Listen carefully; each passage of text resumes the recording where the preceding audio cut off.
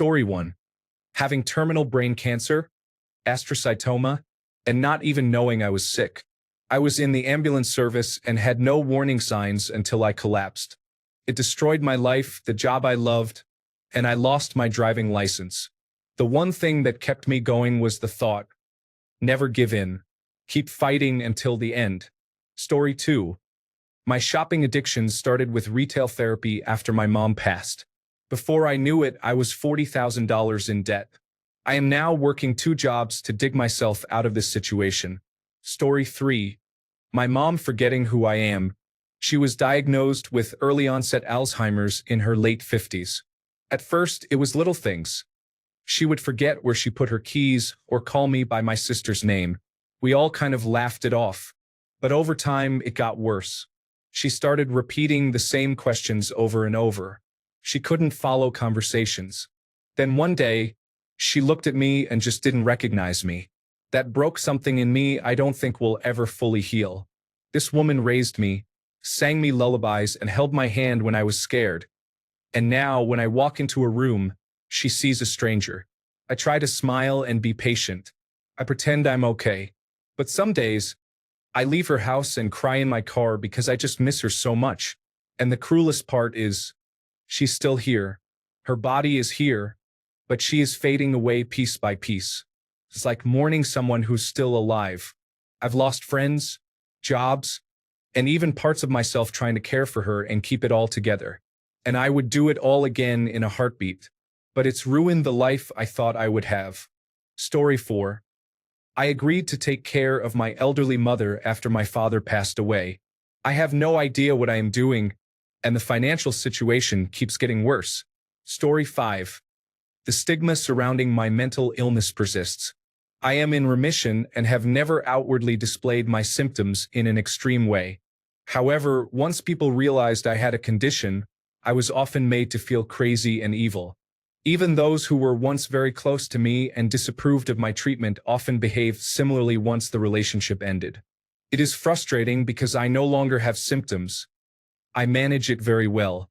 Despite this, I am still perceived as unstable, even though I am maintaining a good job, completing my degree, and starting a business all at the same time. Story 6. Not ruined my life, but I have spent entire years being utterly intoxicated and have very little recollection of them.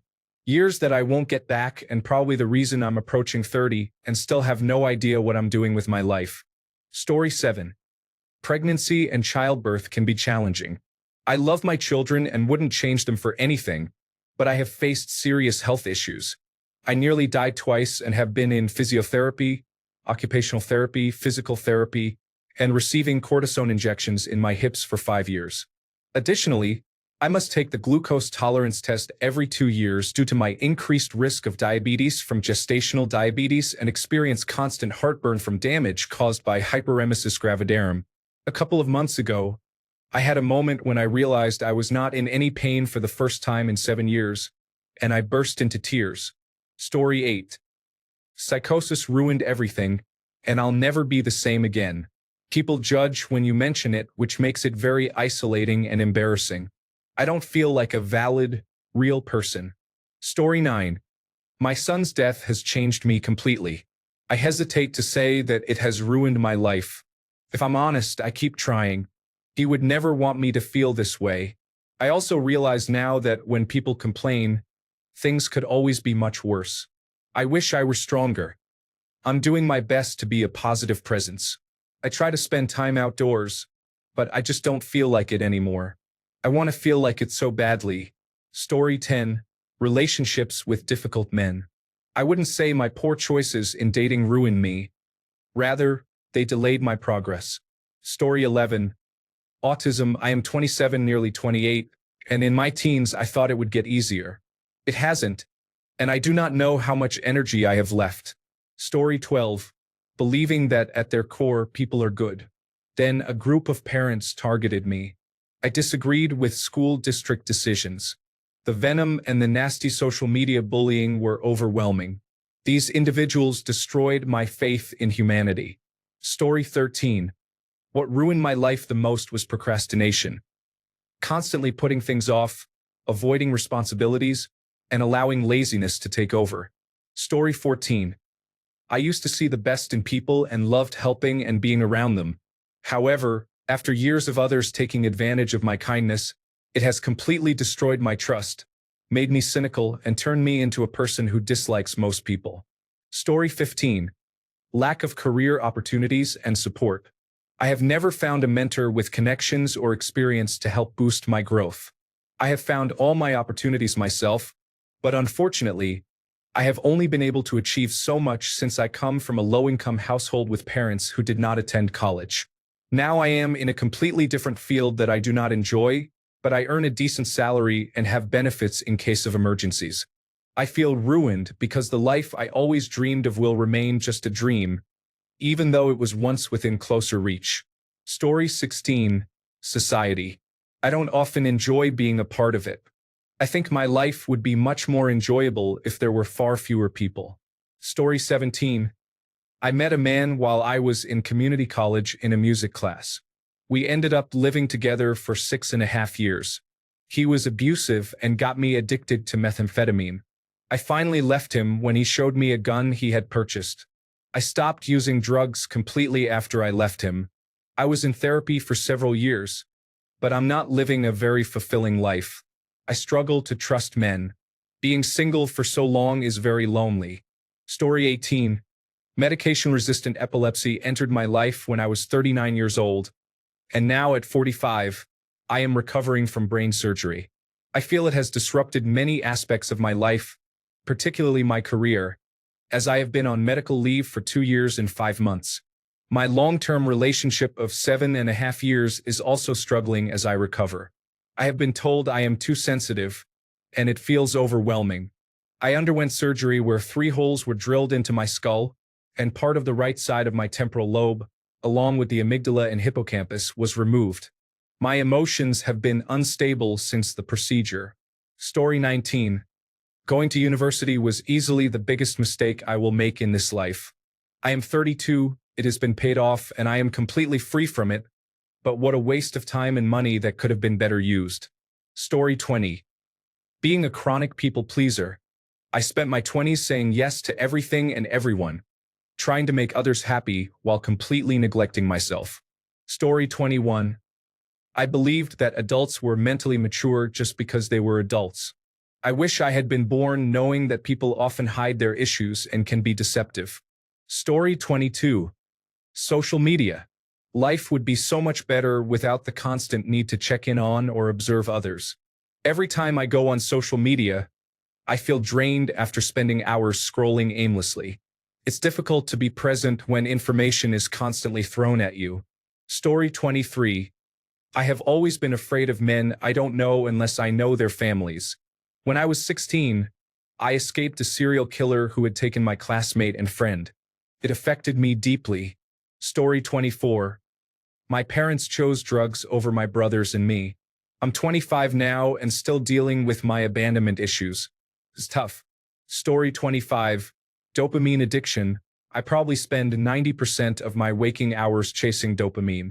It's either binging on video games or movies or mindlessly scrolling through social media.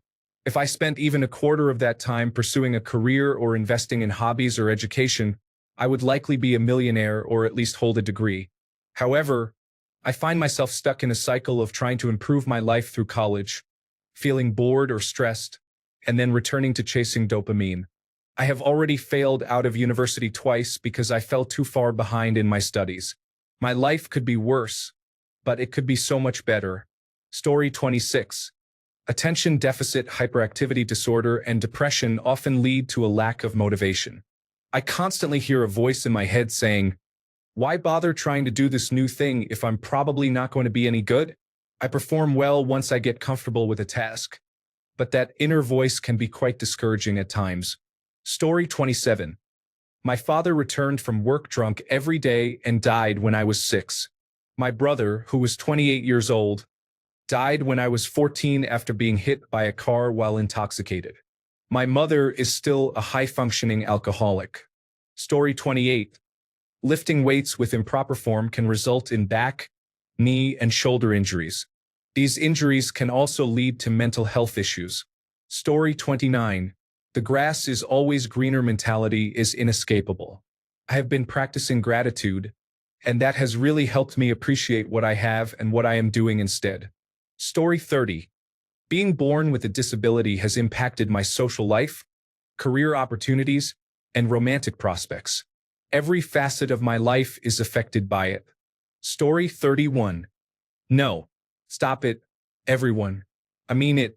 Nobody. I am telling you, nobody or nothing can ruin your life. Your life is yours. Your body is yours. Your heart is yours. Your soul is yours. Your sanity is yours. Your decency is yours. This message suddenly appeared in my feed. It may seem odd that I am expressing this with such intensity, but there is a well inside of you. It is infinite. It is light. It is unconditional love. Nobody can take that away from you. Take it from someone who survived a violent attack. Someone who had to run away from the men she loved most. My biological father and my ex-partner. Nothing can ruin your life. You can walk around with no money and no possessions, but have love in your heart. That, my friend, is a personal choice. We are not victims. We are survivors. Yes, life is tough. Yes, it can be rough. But you are beautiful, truly. And let nobody convince you otherwise.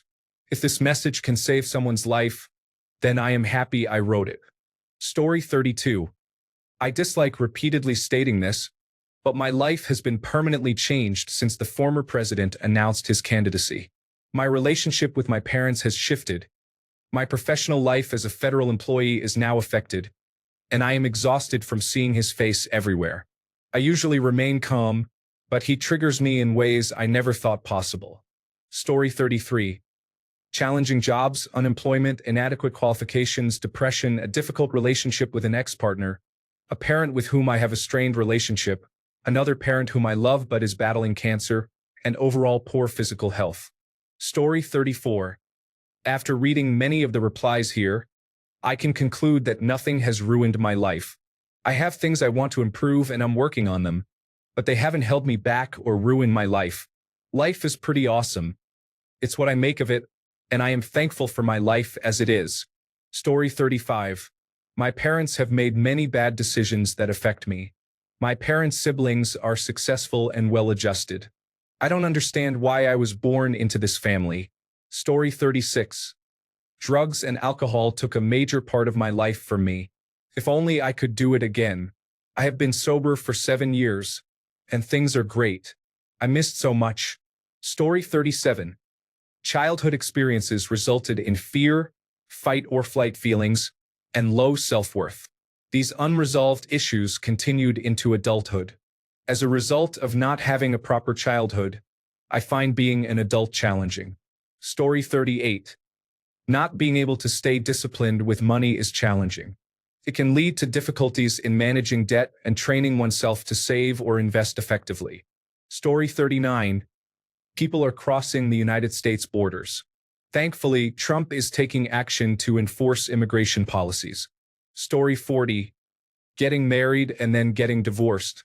I have one child who has a disability, and I am the only one who takes care of him. I have no life now. Story 41. Both parents died within months of each other. My mother was killed by her boyfriend. This halted my life, caused me to lose work, and forced me to fight for custody of my young siblings, as I am the only one who can take care of them. Story 42. Having Erb's palsy has been a significant challenge for me. Despite the trauma, it has held me back in many ways. I'm trying every day, but it can be tough sometimes. I find it difficult to do as much as the average person. Story 43. Severe mental illness from 2016 to June 2021. The worst church I have ever attended was from April 2016 to August 2017, lasting 1 year and 4 months. They permanently damaged my life. Story 44. I have an ex-girlfriend who is actively stalking me. However, everyone already knows she is not quite right in the head, so I am not worried about it. Story 45. Thinking my in-laws were my family. They were not. They turned their backs when I needed them the most and could have used their support. It has not ruined my life, but it was a very painful lesson. Story 46. I have sensory issues with food. 90% of it is awful, even salt. Lettuce is terrible and worse than lemon, for example. Story 47. Bipolar disorder has caused me to lose all my friends due to my actions during manic episodes. I have type 2, so I mostly experience depression. I struggle to hold a job and can barely get out of bed on some days. The depression from this disorder is physically painful, and I strive for happiness every day. Story 48. Losing my dad unexpectedly due to a heart attack devastated me. I fell into depression, closed my business, ended up in debt, and I am still fighting to overcome it all. Story 49. Choosing the wrong career is not a life-ruining event, but it can be a significant waste of time and money. Story 50. I had an affair with a church member 25 years ago. My husband doesn't know, but everyone else does. 25 years later, they are still whispering about it. It has ruined my life. Sending prayers to you. Story 51. My life isn't ruined. I have faced some difficult experiences like many others, such as escaping the sex trade and getting away from my abusers. However, there is no person strong enough to ruin my life. Story 52. Most of the negative experiences I've had resulted from my own laziness and foolishness. Fortunately, I've received more chances than I ever deserved, and I've managed to salvage my situation each time it got out of hand. Thank you, Providence. I am grateful. I have been blessed, and many people have not had the opportunities one have received. Story 53. Depression influenced various choices and circumstances I faced at different times in my life. Many negative experiences occurred over time. I have achieved triumphs, but I have also encountered severe setbacks. Therapy has been beneficial at different points, but it can also be challenging. Story 54. My daughter passed away a year ago at 12. I don't trust anyone anymore, and everything feels dull without her. But I still keep moving forward, all for her. Story 55. I was bankrupted and cheated on by my wife, divorced, sent to prison, and experienced the loss of a child in a motorcycle accident. However, I am very happy. Nothing has ruined my life. Story 56. Honestly, I ruined my life. My actions led to the separation of my marriage, and I feel broken. If he can ever forgive me, I will always be honest with him and treat him right. I didn't cheat. It was something else that went wrong. Story 57. I had loving parents. I had an amazing girlfriend once who was everything I ever wanted in a partner. I had so much time when I was younger, but now that I'm older, everyone is gone. I had everything and lost everything, and I can only blame myself. Every day feels like a struggle to come back to life, but I wonder what the point is. Just more of the same. I have no control over anything anymore. I feel so helpless. No one understands. Story 58. PTSD, ADHD, and autism were not widely discussed in children during my upbringing. I have faced abuse from those around me. At 54, I continue to struggle with the impact of these experiences. Story 59. When I was younger, people tried to run my life in the opposite direction of where I wanted to go. Unfortunately, they were often in positions where they had a say in things. Story 60. Being an overthinker while being loyal and respectful to my family and people I considered close friends can be challenging. Unfortunately, I naively assumed that it would be reciprocated.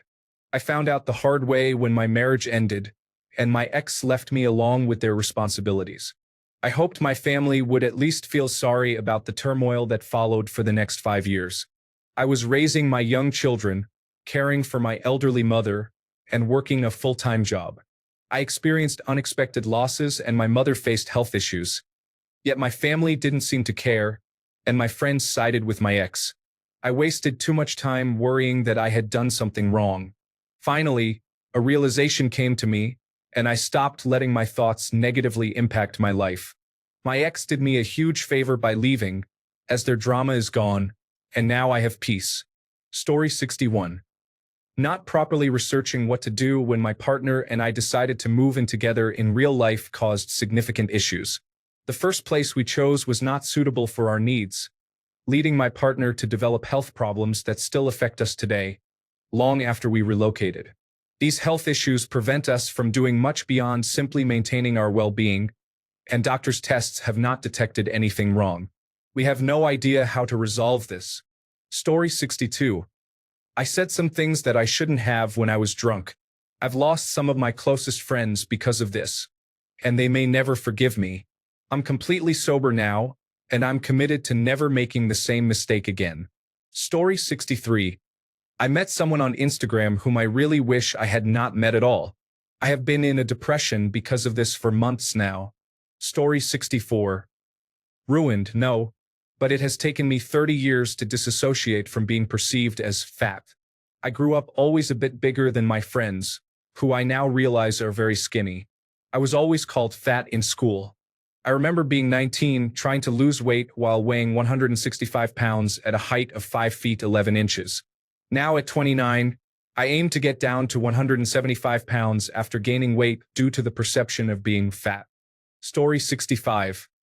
If I could turn back time, I wish I hadn't been in any relationships at all. However, I am currently in a very healthy and happy long-term relationship. I think that if I hadn't met my exes, I wouldn't have met my partner. It's all part of my character development, I guess. Story 66. Misophonia caused by my neighbors and their 6 children has made my life unbearable for the past 3 years. It has been the worst experience I've faced. I grew up with a narcissistic brother, and I would trade that experience just to be free of misophonia. There was a time when I had to endure one of his angry outbursts, and surprisingly, it brought me some relief from my misophonia. Story 67. False rape accusations with cyberbullying occur, though they are rare. It is nearly impossible to discuss this issue with anyone. My psychologist indicates that my post-traumatic stress disorder symptoms are alarmingly high. Feels like a true decay of the soul. Story 68. Health problems have impacted my experience with attention deficit hyperactivity disorder. I can never get ahead because I struggle to complete tasks. I lose focus and direction easily. It took my entire life to understand this despite an early diagnosis. I'm still learning about the disorder and how it affects my ability to succeed in basic adult responsibilities. If I had received help earlier, I would be in a better position today. I am a millennial and attended elementary school in the 1990s. In the 3rd grade, I was diagnosed with attention deficit disorder, more specifically the combined type of inattentive and hyperactive. I have also been told that I am autistic, but these two can overlap and appear almost identical at times. My parents, who are from the baby boomer generation, were skeptical when they were informed of my diagnosis.